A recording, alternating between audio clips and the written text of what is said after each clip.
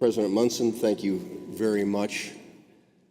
It's wonderful to be here with the class of 2018, your families, and your friends. Graduates, this is your day. You earned it. I urge you, however, not to forget the lesson of the frog who found himself on the fence post.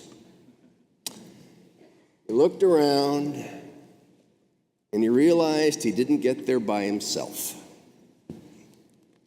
The support that you have received as your diploma is a recognition of your individual achievement, but it was enabled by a vast support infrastructure, a family, friends, and a world-class educational institution. What a privilege to receive an honorary degree from this great institution. There is, of course, a big difference between your degree and mine. You've spent years working for yours, and I'm up here working for about 12 minutes. But that's right, there's a hint. You've only got about 12 minutes between now and what you really came for. Abraham Lincoln used to tell the story of a preacher who was noted for his long-winded sermons. And when he was asked why his orations were so interminable, the preacher explained that once he got going, he was just too lazy to stop. Well, you weren't lazy in your effort to obtain these diplomas, and I will try and reciprocate in kind. You're about to become the proud graduates of the Rochester Institute of Technology. And what is special about this institution is the way in which it blends technology and enlightenment. You graduate into a world that needs what you have learned about humanity as much as what you've learned about technology. You will have ample opportunity to put your hard-won insights and skills to work. I hope that you will harness them not just for the sake of technology per se, but also for the purpose of helping our society deal with the effects of that technology. And that means a team effort. Whether you graduate with a business, media, arts, or liberal arts or engineering degree, you share a common challenge to humanize the technology-driven changes of our society. President Munson said, for the last 40 years of my professional life, I have been involved with new technology. Now, that's a long time. And some of the new technology that I was involved with, graduates, you would consider downright Neanderthal. But after hanging out with new technology for all those years, I've reached the conclusion that it is not the primary technology that is transformative, but the secondary effects of that technology that shake up the world. Technology is, well, it's technology. But the effects of that technology and how it is applied are driven by decisions made by humans, and they end up shaping the human experience and individual lives. It's the human response to new technology that now challenges us all. Now, I'm not making light of the effort that goes into developing new technology or new applications, but it's easier to hack something together than it is to deal with the consequences of that hack. Innovating in a dorm room or a lab or a garage is an isolated activity designed to answer the question, hey, do you think we can fill in the blank? Even when it is a team effort, it is an isolated activity, separated from the effects of its unleashing. But when innovation gets out and begins affecting the patterns of people's lives, the isolated innovation becomes a collective challenge. I remember one of our country's great innovators sitting in my office at the FCC and observing, and this is a quote, "Policy is more difficult than physics." The laws of physics lend themselves to the isolation of innovation. Dealing with the results of that innovation, however, requires finding commonality amid a diversity of interests. The 21st century is not the first time new technology has challenged society to respond.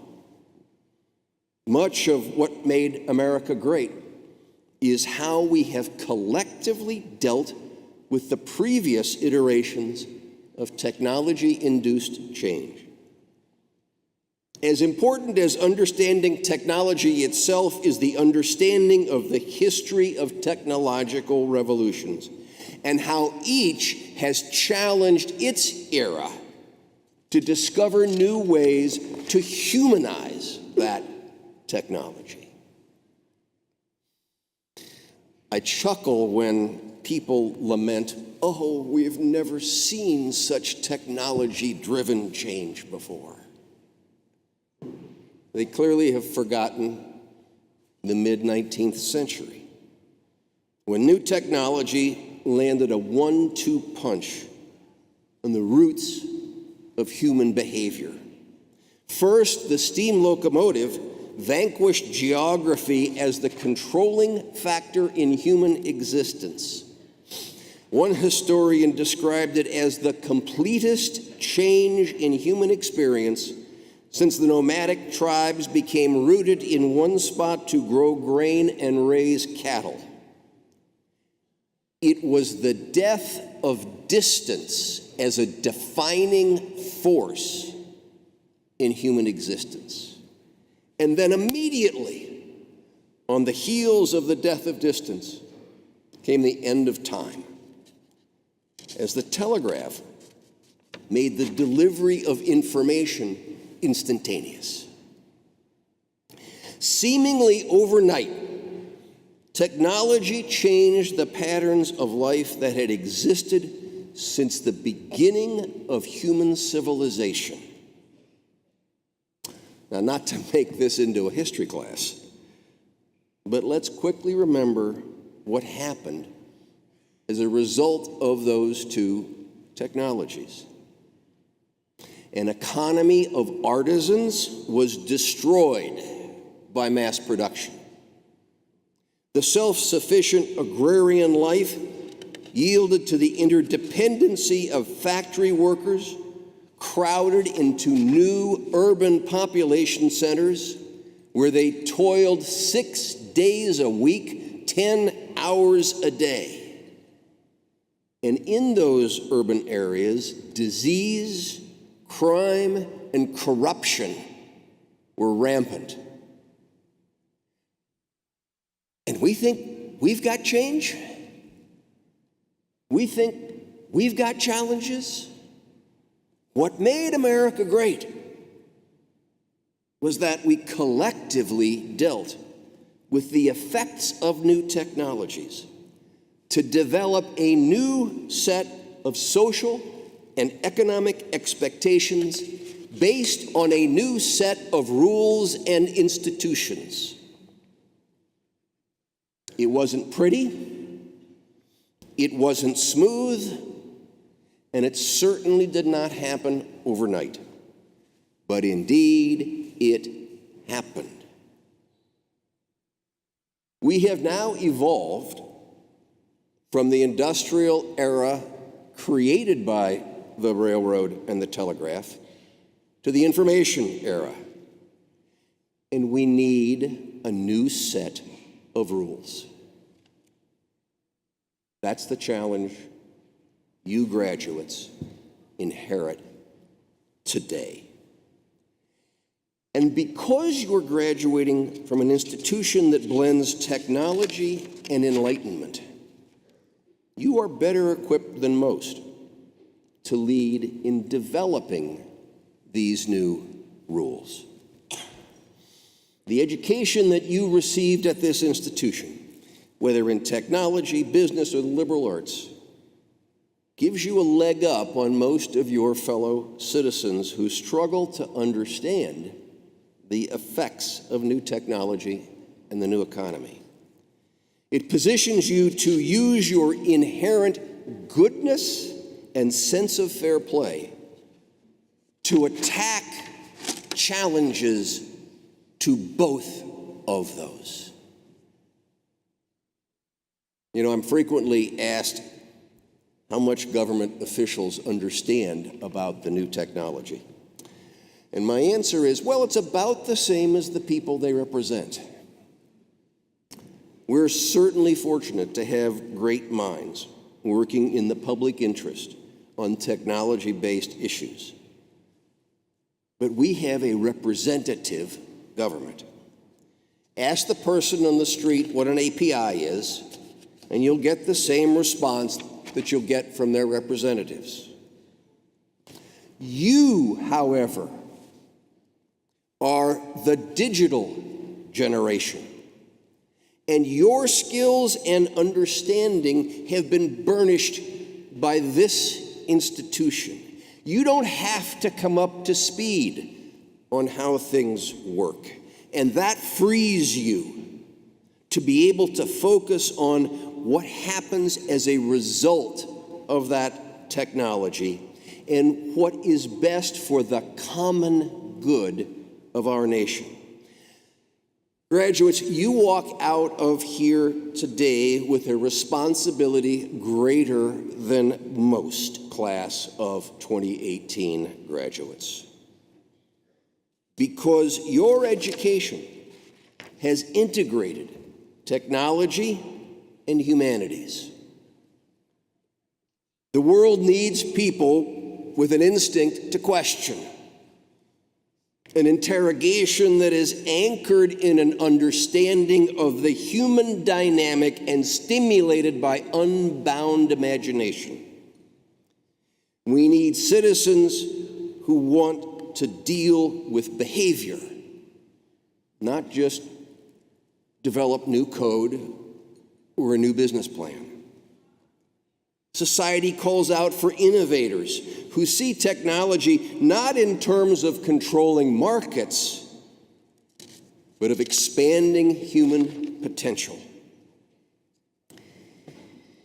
And in that regard, I've always been impressed by what RIT has done to put the intersection of technology and humanity into practice. The National Technical Institute for the Deaf, for example, is a powerful case study of how technology can be used to improve the human condition. Here's a simple truth. It would be downright reckless if we did not use this moment of amazing new technological breakthroughs to attack issues that have challenged humans since the beginning of time. You are doing this at NTID and I am sure you will continue that activity after you leave. But we must also attack the issues created by the new technologies themselves. The last couple of decades of frenzied innovation have produced unimaginable new capabilities accompanied by unanticipated new problems. It's time we start focusing a little less on the former and more on the latter. The belief that technology will solve it if you'll just stay out of the way is proving to be unfounded. Mark Twain described the late 19th century era of technological change as the Gilded Age. It was a period in which new technology transformed the economy and created industrial barons. It was also an experience that ultimately led society to creating institutions and rules to deal with the effects of industrialization, rules that successfully guided us through the 20th century. We live in a new Gilded Age. Technology has transformed the economy again, this time creating information barons. In the process, it has destroyed or dismantled the rules and institutions developed to deal with the last technological revolution. New technology has restructured our economy and society. It is time to revisit the institutions and the rules that protect the commonweal of our society. It is time for us to look beyond using technology to create without consideration of the consequences. It is time to rebuild a society and an economy torn asunder by technology. It is time to once again reestablish the interrelationship between technology and human values. And that, my friends, is all you have to do. But oh, what an opportunity. You have been well prepared to take on these challenges. What a privilege to be the ones tasked with dealing with these complex, technology-based, but very human problems. Grasp that challenge. Make it your own. Godspeed.